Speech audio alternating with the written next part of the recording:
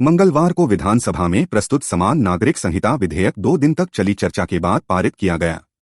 अब राजभवन और फिर राष्ट्रपति भवन की स्वीकृति के बाद उत्तराखंड में समान नागरिक संहिता कानून लागू हो जाएगा। चर्चा के दौरान मुख्यमंत्री पुष्कर सिंह धामी ने कहा कि उत्तराखंड इतिहास रचने जा रहा है। देश के अन्य राज्य भी इस दिशा में आगे बढ़ेंगे। जन सुराज के सूत्रधार प्रशांत किशोर ने एक बार फिर नीतीश कुमार पर निशाना साधा।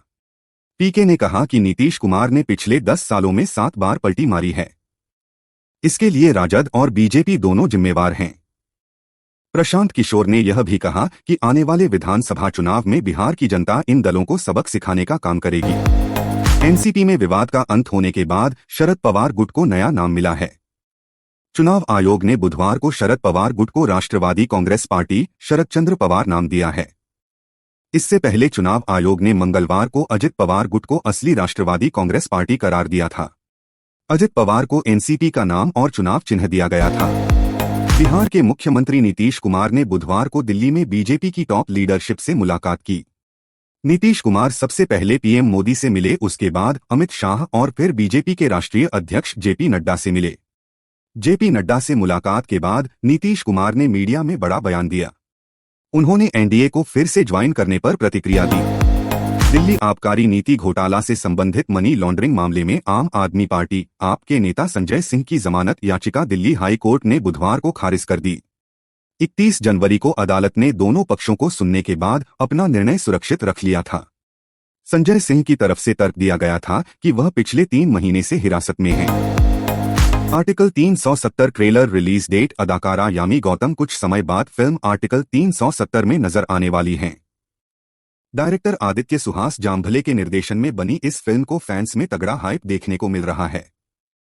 इस बीच मेकर्स की तरफ से आर्टिकल 370 के ट्रेलर रिलीज को लेकर लेटेस्ट अपडेट सामने आया है, जिसमें ट्रेलर की रिलीज डेट अनाउंस की गई है। पाकिस्तान में गुरुवार यानी 8 फरवरी को वोटिंग होनी है। इस बीच चुनाव पाकिस्तान इलेक्शन से एक दिन पहले बुधवार को जेल में बंद पूर्व प्रधानमंत्री इमरान खान की पार्टी पीटीआई ने आरोप लगाते हुए कहा है कि पाकिस्तान दशकों में अब तक की सबसे खराब राजनीतिक इंजीनियरिंग का गवाह बनने जा रहा है। इस बार के चुनावों में इमरान खान की पार्टी पाकिस्तानी आर्मी के निशाने पर है। रामचरण और उपासना कामिनेनी बीते साल बेटी के पेरेंट्स बने थे। हालांकि अभी तक इस कपल ने अपनी बेटी का चेहरा फैंस को नहीं दिखाया है। वहीं अब एक इंटरव्यू में उपासना ने बेटी को लेकर कहा है कि वह पूरी तरह से डैडीज गर्ल है। चेन्नई सुपर किंग्स सीएसके के कप्तान एमएस धोनी पिछले सीजन में चोटिल हुए थे, जिसके बाद उन्होंने अपने घुटने की सर्जरी भी कराई। धोनी अब ठीक हो चुके हैं और उन्होंने आईपीएल 2024 के लिए नेट्स में प्रैक्टिस भी शुरू कर दी है।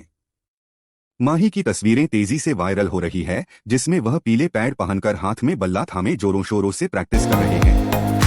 उदय सहारन और सचिन दास की शानदार पारियों के दम पर भारत ने साउथ अफ्रीका को 2 विकेट से मात दी। इस जीत के बाद भारतीय टीम ने अंडर 19 विश्व कप 2024 के फाइनल में प्रवेश किया। अब भारत का खिताबी मुकाबला 11 फरवरी को होगा, जहां भारत की भिड़ंत पाकिस्तान या ऑस्ट्रेलिया से होगी, जो दूसरे सेमीफाइनल में 8 फरवरी को एक दूसरे से भिड़ेंगे। हरियाणा के गृहमंत्री अनिल विज ने दिल्ली के सीएम अरविंद केजरीवाल और कांग्रेस नेता राहुल गांधी पर तंज कसा है। उन्होंने केजरीवाल पर हमला बोलते हुए कहा कि अरविंद केजरीवाल चाहते हैं कि पुलिस उन्हें पकड़कर ले जाए, जिससे उनकी टीआरपी बढ़े। वहीं राहुल गांधी को लेकर उन्होंने कहा कि वो राजनीति में फेल हो गए, अब बीड़ी बनाने का काम शुरू कर दें। एयूएस वर्सेस विशाई होप ने टॉस जीतकर पहले गेंदबाजी करने का फैसला किया और दोनों टीमों ने शुरुआती मैच से अपनी प्लेइंग 11 में 2-2 बदलाव किए। जेक फ्रेंजर मैकगर्क और विल सदरलैंड ने ऑस्ट्रेलिया के लिए अपना वनडे डेब्यू किया। वहीं अल्जारी जोसेफ और केजर्न ओटले कैरेबियाई टीमें में शामिल किए गए। वेस्टइंडीज ने यह मुकाबला 83 रन से गंवाया। अमिताभ बच्चन अक्सर सोशल मीडिया के जरिए अपने फैंस से जुड़े रहते हैं। यहां वो अपनी पर्सनल और प्रोफेशनल लाइफ से जुड़ी कई जानकारियां फैंस के साथ शेयर करते हैं। अब हाल ही में उन्होंने एक पोस्ट किया है। इस पोस्ट में उन्होंने अभिषेक बच्चन को लेकर नोट लिखा है। इसके साथ ही उनकी फिल्म घूमर को लेकर भी तारीफ की है। बॉलीवुड एक्ट्रेसेस श्रद्धा कपूर एक्टिंग के अलावा अपनी क्यूटनेस के लिए भी फैंस के बीच फेमस हैं। श्रद्धा सोशल मीडिया पर अच्छी फैन फॉलोइंग एंजॉय करती हैं। एक्ट्रेस अक्सर फैंस के साथ अपनी प्रोफेशनल लाइफ से जुड़ी पोस्ट शेयर करती हैं।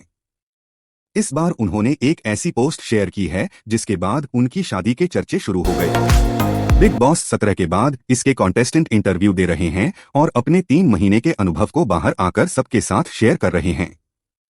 अब हाल ही में मनारा चोपड़ा ने एक इंटरव्यू में विक्की जैन और अंकिता लोखंडे को लेकर बात की है। इस इंटरव्यू में उन्होंने बताया है कि वो विक्की को मैसेज करने से झिझक रही हैं। उन्होंने अंकिता के बारे में भी बात की। भिक्षावृत्ति मुक्त भारत के लक्ष्य को पूरा करने के लिए समान सर्वेक्षण और पुनर्वास दिशानिर्देशों के अनुसार निगरानी सुनिश्चित करने के लिए सामाजिक न्याय और अधिकारिता मंत्रालय द्वारा फरवरी के मध्य तक एक राष्ट्रीय पोर्टल और एक मोबाइल ऐप लॉन्च किया जाएगा। मालूम हो कि कोझिकोड, विजयवाड़ा, मदुरै और मैसूर ने पहले ही अपना यह सर्वेक्षण पूरा कर लिया है। अरब सागर में नौसेना की कार्रवाई चल रही है। भारतीय नौसेना का युद्धपोत INS सुमित्रा अरब सागर में कोच्चि से 700 समुद्री मील पश्चिम में सोमाली समुद्री डाकुओं द्वारा अपहरित मछुआरों को बचाया। लगभग 17 क्रू सदस्यों वाले ईरानी मछली पकड़ने वाले जहाज MV ईमान को सोमाली समुद्री डाकुओं ने अपहरण कर लिया था। कर्नाटक में मांड्या जिले के केरागोडू गांव में रविवार को उस समय तनाव पैदा हो गया जब अधिकारियों ने 108 फुट ऊंचे स्तंभ से हनुमान ध्वज उतार दिया। इस घटना के बाद राज्य में सरकार और विपक्ष के बीच राजनीतिक विवाद शुरू हो गया।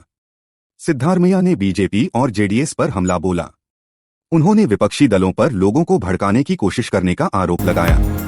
अब मालदीव की संसद में बहुमत रखने वाली मुख्य विपक्षी पार्टी MDP राष्ट्रपति मोहम्मद मुइज़्ज़ू पर महाभियोग चलाने के लिए एक प्रस्ताव पेश करने की योजना बना रही है। चीन समर्थक राष्ट्रपति के मंत्रिमंडल के सदस्यों से मतभेदों को लेकर सरकार समर्थक सांसदों और विपक्षी सांसदों के बीच रविवार को संसद में झड़प होने के एक दिन बाद यह घटनाक्रम सामने आया है। जॉर्डन में टॉवर 22 नामक सैन्य चौकी पर एक ड्रोन हमले में कम से कम 3 अमेरिकी सैनिक मारे गए और दर्जनों घायल हो गए।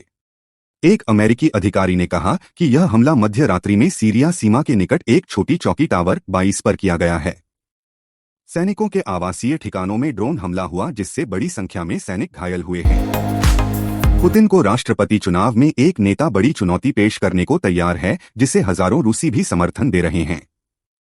पुतिन को टक्कर देने को तैयार ये नेता 60 वर्षीय बोरिस नादेज़्दीन हैं। ये स्थानीय विधायक और शिक्षाविद भी हैं।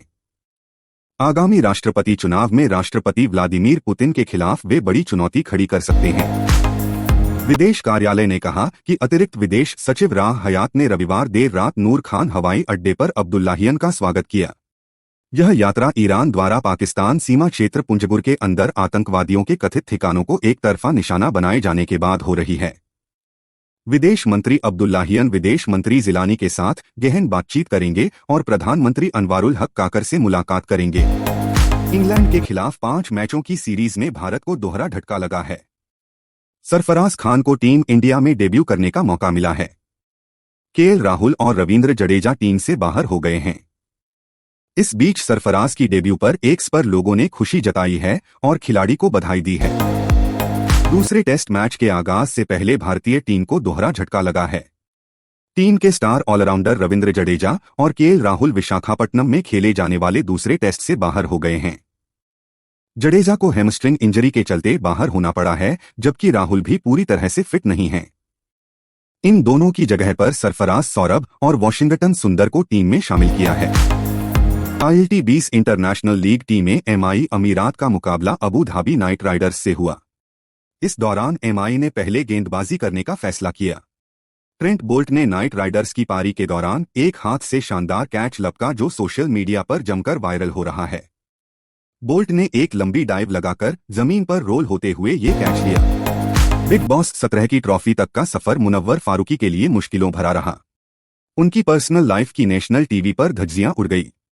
हालांकि मुनव्वर का साथ उनके फैंस नहीं छोड़ी और विनर बनने तक उनके साथ खड़े रहे। बिग बॉस 17 के घर में आयशा खान ने मुनव्वर का कच्चा चिट्ठा खोलने में कोई रियायत नहीं बरती। बिग बॉस 17 3 महीनों तक चला रियलिटी शो बिग बॉस 17 आखिरकार बीती रात ग्रैंड फिनाले के बाद खत्म हो गया। इस शो के विनर मुनव्वर बने, लेकिन कुछ लोग एक्ट्रेस अंकिता लोखंडे को विनर बनते हुए देखना चाहते थे। हालांकि ऐसा हुआ नहीं और एक्ट्रेसेस टॉप 3 से बाहर हो गईं।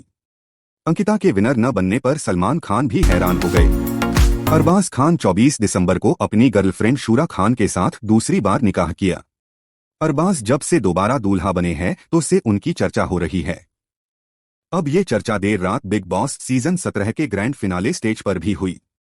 इस दौरान सलमान खान का रिएक्शन भी सामने आया। एक्ट्रेस प्रियंका चोपड़ा के पति निक जोनस हाल ही में मुंबई आए।